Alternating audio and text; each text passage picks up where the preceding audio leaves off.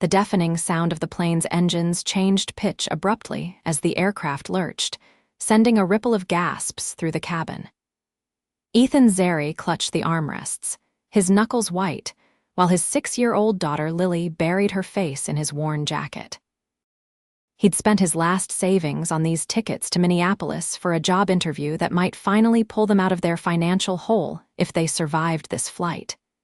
"It's okay, sweetheart," Ethan whispered into his daughter's hair, trying to mask the worry in his voice. "Just a little bumpy air." The plane dropped again, more violently this time. A child's scream pierced the air from a few rows ahead, rising above the collective murmurs of anxious passengers.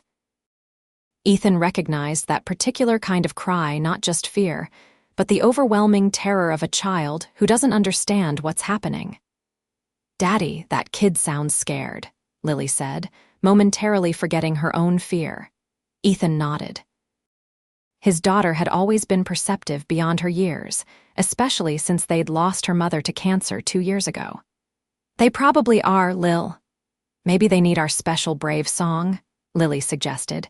The plane shuddered again. The fasten seatbelt signs had been on for 20 minutes, and the flight attendants were strapped in their seats, tight-lipped. This wasn't just routine turbulence. The child's cries intensified. Ethan could hear a woman's voice trying to soothe them, but the fear only seemed to grow. Lily looked up at him with expectant eyes. "We should stay in our seats, honey," Ethan said, but even as the words left his mouth, he felt a tug in his chest. He knew what it was like to be that terrified parent, helpless to comfort your child. When the seatbelt light flickered momentarily during a brief respite from the bumps, Ethan made a decision. "Stay buckled, Lily. I'll be right back." He moved quickly up the aisle, steadying himself on seat backs. 3 rows ahead, he found the source of the cries, a boy about 4 years old, red-faced and trembling, clutching a plush dinosaur. Beside him sat a woman with striking amber eyes and dark hair swept into a neat bun. She looked exhausted, her expensive-looking blouse rumpled as she tried to hold the hysterical child. "I'm so sorry," the woman said to Ethan, clearly embarrassed. "Noah has never flown before, and no need to apologize," Ethan said with a warm smile. He crouched down in the aisle as the plane continued to bounce. "Hey there, buddy, my name's Ethan. Is that a T-Rex you've got?" the boy hiccuped, his cries subsiding slightly as he nodded. "You know, I have a dinosaur expert back in my seat. She's 6, but she knows everything about them." "Would you like to meet her?" The plane dropped suddenly. Noah whimpered, but his eyes stayed fixed on Ethan. "Tell you what," Ethan continued, "we have a special song we sing when things get scary. Want to learn it?" The woman looked at Ethan with a mixture of surprise and gratitude. "I'm Emma, by the way. Emma Fallon, and this is Noah." "Nice to meet you both," Ethan replied before turning back to Noah. "What do you say, Noah? Shall we try the brave song?" Noah hesitated, then gave a tiny nod. Ethan began to sing softly, a simple melody he'd made up for Lily after her nightmares began following her mother's death. "When the world goes bump and shake, brave explorers stay awake. We can fly, we can soar, through the clouds and so much more." The plane continued to rock, but Noah's eyes widened with interest rather than fear. Ethan gestured back to his row. "Would it be okay if I brought my daughter over? I promise she's the best at this song." Emma nodded, visibly relieved. "Please, I've tried everything." Ethan returned with Lily, who immediately took charge in the way only confident children can. "Hi, I'm Lily. I know all about being scared of bumpy planes. Do you want to see my special brave bracelet?" She held out her wrist, displaying a colorful braided string. "My daddy made it. It has magic powers." Noah touched it cautiously, his sobs reduced to occasional sniffles. For the next 30 minutes, as the plane battled what the captain announced was unexpected severe turbulence, Ethan and Lily sat in the empty seat beside Emma and Noah, sharing stories, singing their silly song, and creating an impromptu puppet show with Noah's dinosaur and Lily's small stuffed rabbit. Emma watched in amazement as her usually shy son gradually relaxed, eventually giggling as Ethan made the dinosaur dance along the armrest. When Noah finally fell asleep, exhausted from the emotional roller coaster, Emma turned to Ethan with eyes that shimmered with gratitude. "I don't know how to thank you," she whispered. "I was at my wit's end." Ethan shrugged. "Single parenting is the world's toughest job. We have to stick together." Emma's eyes flickered with something he couldn't quite read. "Yes, it is. Noah's father isn't in the picture anymore." "I'm sorry to hear that," Ethan said. "It's just Lily and me too for the past couple of years." The captain's voice crackled over the intercom, announcing they were finally clear of the turbulence and would be landing in Minneapolis in 45 minutes. The collective sigh of relief throughout the cabin was audible. "Are you visiting Minneapolis or heading home?" Emma asked as Lily continued to entertain a now-awake Noah with stories about her school. "Job interview, actually," Ethan admitted. "I'm a structural engineer, but the company I worked for in Phoenix went under last year. Been picking up freelance work since then, but—" He trailed off, not wanting to unload his financial troubles on a stranger, regardless of how kind her eyes were or how easy she was to talk to. "What kind of engineering?" Emma asked, seeming genuinely interested. "Sustainable building design, specializing in earthquake and storm resistance," Ethan said, pride creeping into his voice despite his circumstances. "I love creating spaces that keep people safe, even when the world gets a little shaky." He smiled, gesturing around them. "Kind of like what we did here today, but with steel and concrete instead of dinosaur puppets." Emma laughed, a warm sound that seemed to brighten the cabin. "That's fascinating, and important work." As the plane began its descent, they exchanged numbers, just in case you need any tips about Minneapolis, Emma offered. Ethan accepted, though he assumed it was merely a polite gesture. Women like Emma, poised, well-dressed, clearly successful, didn't typically stay in touch with struggling single dads they met on planes. He had no idea how wrong he was. 3 days later, Ethan sat in the hotel lobby, trying to keep Lily entertained with a game of I Spy while he waited for the dreaded call. His interview with Midwest Structural Solutions had gone well technically, but he'd sensed hesitation when they discussed his relocation timeline. The truth was, he barely had enough savings to cover another week in this budget hotel, let alone a cross-country move and security deposit on a new apartment. "Daddy, I spy someone with a dinosaur," Lily exclaimed. Ethan looked up to see Noah rushing toward them, dinosaur in hand, with Emma following behind. She wore a simple blue dress that somehow looked more elegant than most wedding outfits Ethan had seen, her hair falling in loose waves around her shoulders. "Ethan, Lily," Emma's face lit up. "What a wonderful coincidence. We're here for brunch. Would you like to join us?" Before Ethan could formulate a polite decline, the hotel restaurant was far beyond his current budget. His phone rang. The call he'd been waiting for. "I'm sorry, I have to take this," he said, stepping away while Lily immediately began showing Noah her drawing pad. 5 minutes later, he returned, his expression carefully neutral. Emma looked up from where she'd been sitting with the children. "Everything okay?" she asked gently. Ethan glanced at Lily, ensuring she was distracted. "That was the company. They want me for the position, but they can't offer relocation assistance and need me to start in 2 weeks. It's not going to work out." He forced a smile, but hey, it was worth a shot. Emma's brow furrowed. "I'm so sorry, Ethan. That sounds challenging. We'll figure something out." "Always do," he said, more to reassure himself than her. "Thanks for the brunch invitation, but we should probably get going. I need to book our return flights." "Actually," Emma said, reaching for her purse, "I have a proposition for you." "A business proposition," she clarified. She handed him a business card that read "Fallen Sustainable Developments with Emma Fallen, CEO," beneath it. Ethan stared at the card, pieces clicking into place.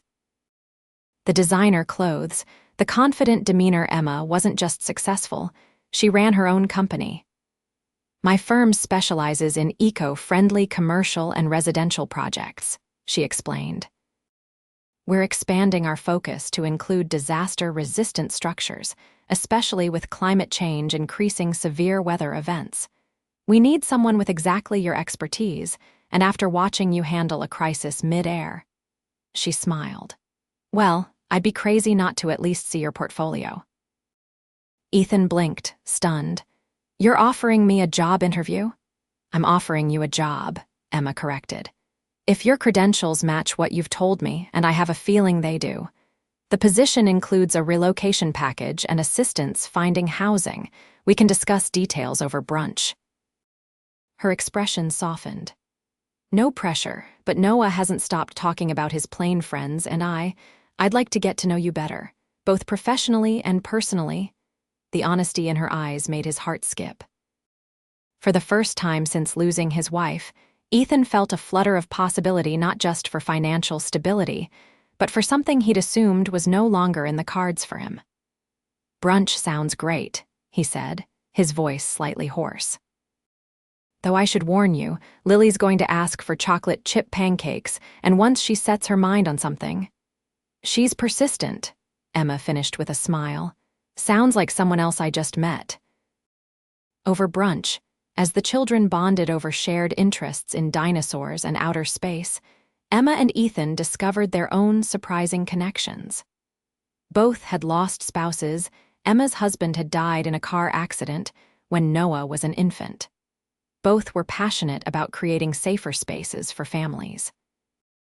And both felt a pull toward each other that neither had expected to feel again. "I don't normally hire people I meet on planes," Emma confessed as they watched their children coloring together. "And I don't normally accept jobs from beautiful women I met during Turbulence," Ethan countered, then felt heat rise to his face at his boldness. Emma's cheeks flushed, but her eyes held his steadily. "I think some of the best things in life come from turbulence, don't you?" 2 weeks later, Ethan and Lily moved to Minneapolis. Emma had not only offered him a job with a salary that made him double-check the number of zeros, but she'd also helped them find an affordable apartment just 10 minutes from her offices. She insisted it was purely business. Good talent was hard to find, but the warmth in her eyes suggested otherwise. Their relationship developed cautiously. Coffee meetings to discuss projects evolved into lunch breaks spent talking about their children, their pasts, their dreams. Weekend playdates at parks for the kids became family outings to museums and zoos. Emma showed them the city she loved, while Ethan brought a fresh perspective to her company's designs. "Your dad is really smart," Emma told Lily one afternoon as they watched Ethan demonstrate a structural concept to Noah using popsicle sticks and marshmallows. "I know," Lily said matter-of-factly. "He's the best at fixing things, even people."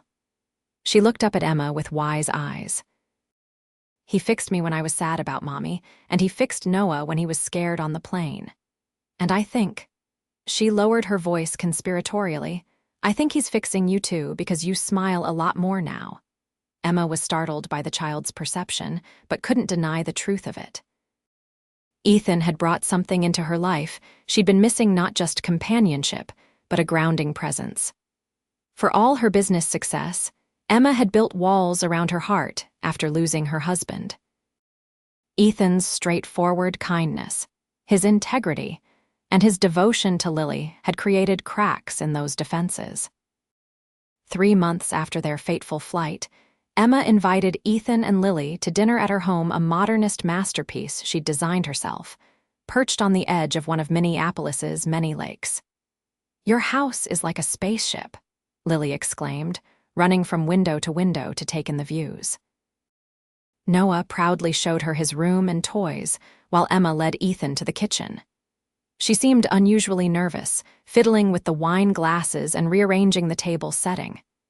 "Everything okay?" Ethan asked, helping her with the salad preparation. Emma took a deep breath. "There's something I need to tell you, and I'm afraid it might change things between us." Ethan's heart sank. Had he misread the signals? Was she letting him down gently? "I haven't been entirely forthcoming about my company," Emma continued. Fallen Sustainable Developments isn't just a local firm. We have projects in 12 countries. Last year's revenue was just over 70 million. She met his eyes. I'm considerably wealthy, Ethan, and I didn't tell you because I wanted you to see me, not my bank account. Relief flooded through him, followed by a chuckle he couldn't suppress. That's what had you worried. Emma, I figured out you were successful the moment I saw your business card. The extent doesn't matter to me. It doesn't bother you, she asked, searching his face. Some men find it intimidating. Ethan stepped closer, taking her hands in his. Let me tell you what I find intimidating, raising a daughter alone, wondering if I'm doing right by her, starting over in a new city. And most of all, having feelings for an amazing woman and wondering if she could possibly feel the same way. Emma's eyes widened. You have feelings for me? Since somewhere between teaching Noah the brave song and watching you negotiate with that difficult client last week, Ethan admitted. You're extraordinary, Emma. Your success is just one part of that. The timer on the oven dinged, but neither moved. I have feelings for you too, Emma whispered. And it terrifies me. I never expected to feel this way again after losing David. I know exactly what you mean, Ethan said softly. After Claire died, I thought that part of my life was over. I had Lily, and that was enough. He brushed a strand of hair from Emma's face.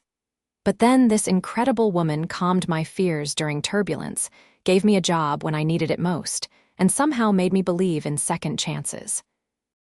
Emma leaned in, closing the distance between them. Their first kiss was gentle, tentative, two people who had known loss finding courage in each other. Yoa, came a chorus from the doorway.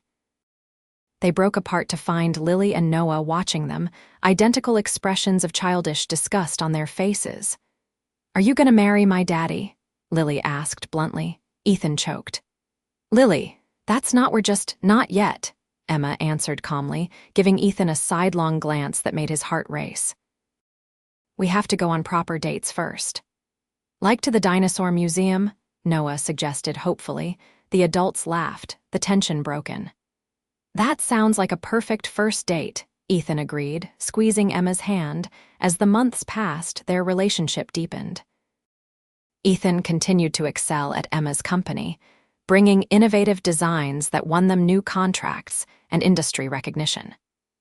More importantly, their families merged seamlessly, the children bonding like siblings, supporting each other through the inevitable challenges of school and growing up.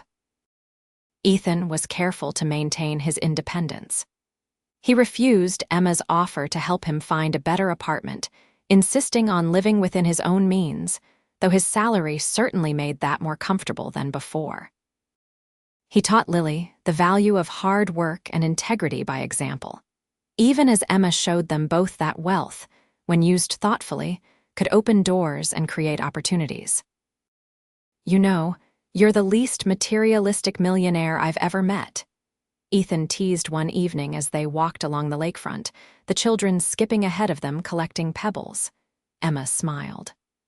Probably because I didn't start out that way. My parents owned a small construction company. I worked summers pouring concrete and learning the business from the ground up. The money came later, after I patented some eco-friendly building materials. That explains why you can talk foundation specifications with the best of them, Ethan said admiringly. It also explains why I fell for a man who sings silly songs to scared children instead of one who's impressed by my bank account, Emma replied, slipping her hand into his. 1 year after their first meeting, Ethan planned a surprise. He asked Emma's assistant to clear her schedule for an afternoon and picked her up from the office in a rental car. Where are we going? Emma asked as Ethan drove them out of the city. You'll see, he said mysteriously. An hour later, they pulled up to a small regional airport. A pilot stood waiting beside a small Cessna. Emma raised an eyebrow. You're taking me flying? You hate flying. I'm working through it, Ethan said with a grin. Besides, I have it on good authority that the brave song works wonders. Once they were airborne, Emma gasped as she recognized their destination. Below them stretched the lake where they'd had their first weekend outing with the kids. But now, on a sandy peninsula, someone had arranged rocks to spell out, "Will you marry me?" She turned to find Ethan holding a ring modest but beautiful, with a design that echoed the structural elements they both admired. "I can't offer you a mansion or a yacht," he said, his voice thick with emotion. "But I can promise to stand by you through every storm, to build a life with you on the strongest foundation I know: love, trust, and our amazing children." "Emma Fallon, will you marry me?" Tears streamed down Emma's face as she nodded. "Yes, 1,000 times yes." The plane hit a pocket of turbulence as they kissed, rocking gently. They broke apart, laughing. "See," Emma said, "the best things really do come from turbulence." Their wedding 6 months later was an intimate affair by the lake. Noah served as ring-bearer, proudly walking alongside Lily, who scattered flower petals with scientific precision. Ethan's parents flew in from Phoenix, immediately bonding with Emma's mother over their shared joy at seeing their children happy again. "I never thought I'd see my son smile like that again," Ethan's father confided to Emma during the reception. "After he lost Claire, something went out in his eyes. You brought it back."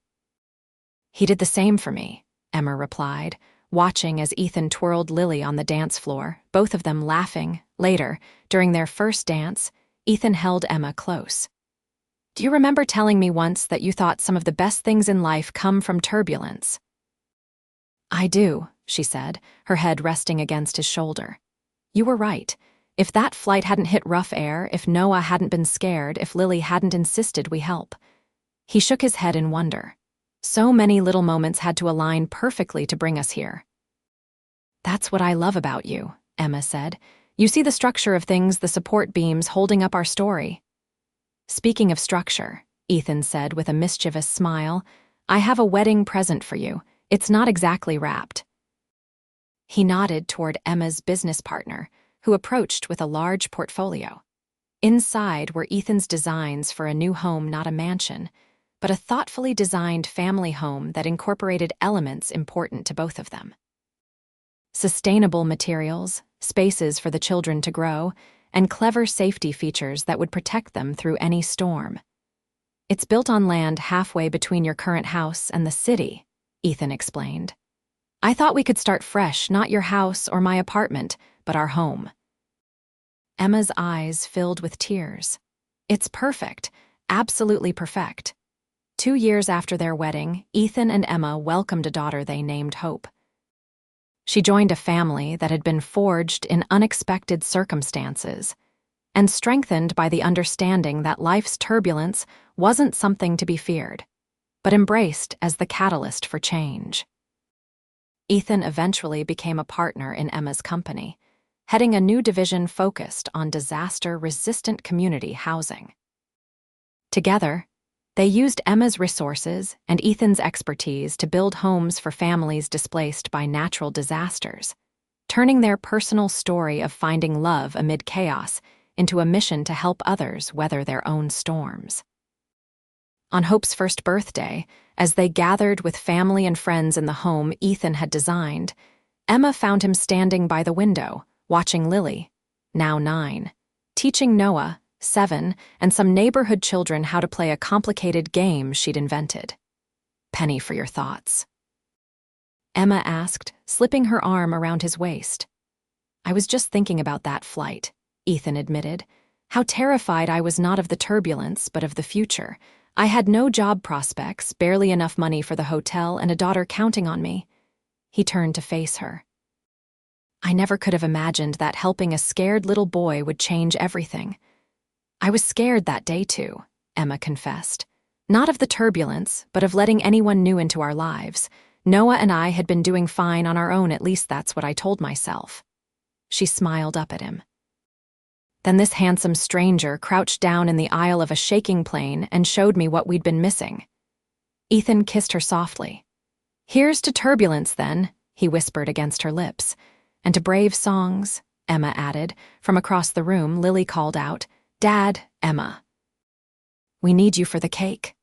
Hand in hand, They joined their family, the one they'd built together, stronger than any structure either could have designed alone. As Hope giggled in her high chair and the older children clamored for cake, Ethan caught Emma's eye and felt that familiar rush of gratitude. Some love stories began with grand gestures or dramatic meetings. Theirs had started with a simple act of kindness during a bumpy flight, proving that sometimes the most solid foundations were built during life's shakiest moments.